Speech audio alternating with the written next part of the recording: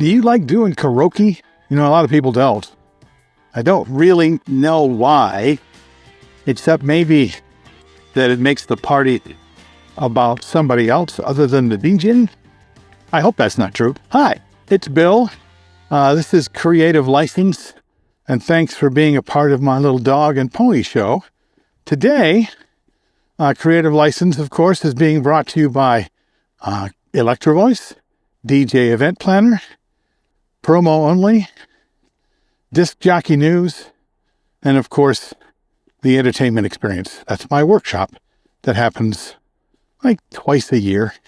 You want to know more about it, send me a message. I would love to have you be a part of that small class. Anyway, karaoke. Karaoke and dancing. Can you have a karaoke feature when the client wants dancing and karaoke? Do they go together? Can you make it work? It's really hard, I'll tell you.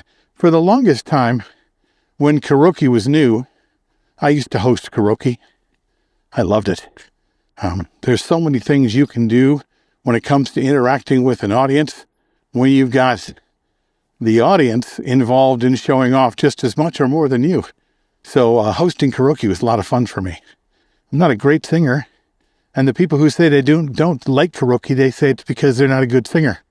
Not sure if I understand that, because karaoke is not about being a good singer. It's about cheering on everybody and make it a celebration of humanity, that we all want to sing along together, that we choose songs everybody knows the words to, and that we cheer on our friends for conquering a fear, and then get cheered on for conquering that fear. Because I tell you, a karaoke party you watch is one thing. A karaoke party you get involved with is even better.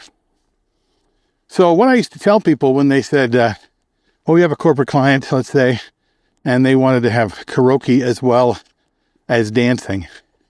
Here's the risk if you believe the risk cannot be overcome. When you have people in the room that love karaoke, they love karaoke. They want to do karaoke. You get signed up for karaoke. There's only a certain amount of people you can get signed up and up on stage. So they just can't wait to do it. But if you're doing karaoke and dancing, when the karaoke stops and the dancing commences, well, the karaoke people are unhappy. And the other way around, all the people who came to dance and didn't want to watch their colleagues sing, or they didn't want to sing, are just mad at the karaoke people because all they want to do is dance and talk and have a good time. They're two diametrically opposed things. So we usually tell our clients, pick one. I can kill the room with karaoke, or I can kill the room with dancing. But I keep killing the room because I do another thing. Half the people hate me all the time. I don't like that very much. So, do you got to make it happen? I've had to make it happen a couple of times. And that comes down to transitions. And it comes down to being sure you have an assistant and you have communication with the crowd, and that the transitions between the singers and the dancers are seamless. DJing is about going from one song to the next without losing people on the dance floor. And oftentimes when I've seen people do karaoke and a dance, they do dancing and they go, okay, so it's time now to bring up Dave Johnson. Dave Johnson, where are you? Dave? Yeah, Dave Johnson's going to sing a song for us. Dave, where are you, Dave? Well, in that whole time that they didn't have Dave ready to just go with the song as if it was being mixed because Elton John's singing and not Dave, then the energy that you created on the dance floor went away. And no one on the dance floor is going to wait around and dance to Dave if they don't like the way Dave is singing that Elton John song. Because that's all they have to judge.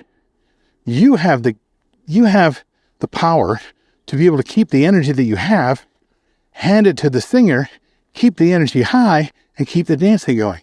That means you need to have someone on the sidelines getting each singer ready, letting them know to come out stage before the other song is over, letting them know that their song is going to be playing the moment they hand a microphone to them. And if they don't catch up on the song, then they're going to be out of luck, which means now you and your assistant now to be sure that they don't fall back on the song.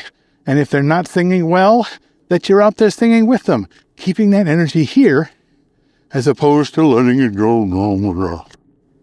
It's hard to do. I'm telling you, it can be done. I know it can be done because I've done it. And it was fun. It was a lot of fun. But it takes preparation. It takes being ahead of the audience, being ahead of the next 5 singers in the next 10 songs you're going to be playing. You're not going to be able to make a lot of last-minute choices if you aren't planning ahead 15 songs down the road. So, I gave you a lot of information here in a little bit of time, and it may not have been clear how you might go about it, but if you listen back and you really think about what do you have to do to make this work, and know that you're in control and not the client, because the client wants energy.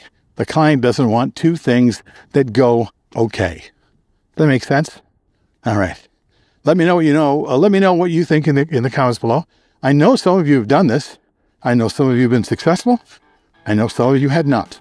And I know some of you tell the client, like I used to tell them, don't do this. Bad idea. I'm Bill. This is Creative License, and I'll see you next week.